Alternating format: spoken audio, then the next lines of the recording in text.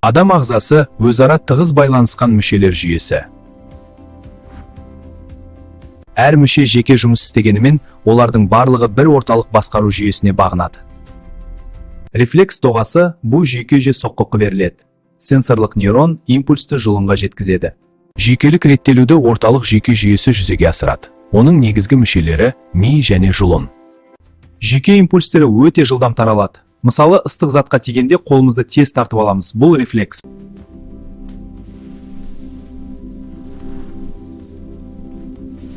Гуморальдық реттелу гормондар арқылы іске асады. Гормондар қанмен бірге бүкіл денеге таралады.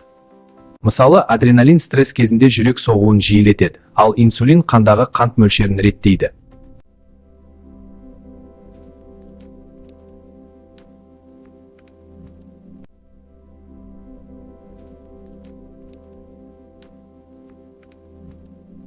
Жүйкелік жүйе тез әсер етеді, ал гуморальдық жүйе баяу әсер етеді.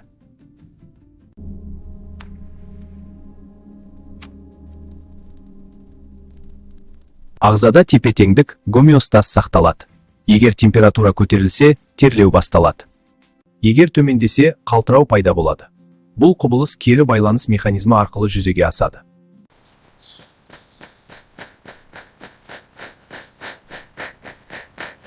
Жүгірген кезде жүйке жүйесі бірден сигнал береді. Жүрек жиі соғады, тыныс алу күшейеді. Ішкі мүшелердің жұмысы жүйкелік және гуморальдық реттелу арқылы үйлесімді басқарылады. Бұл жүйелер ағзаның тұрақтылығын сақтап, өмір сүруді қамтамасыз етеді.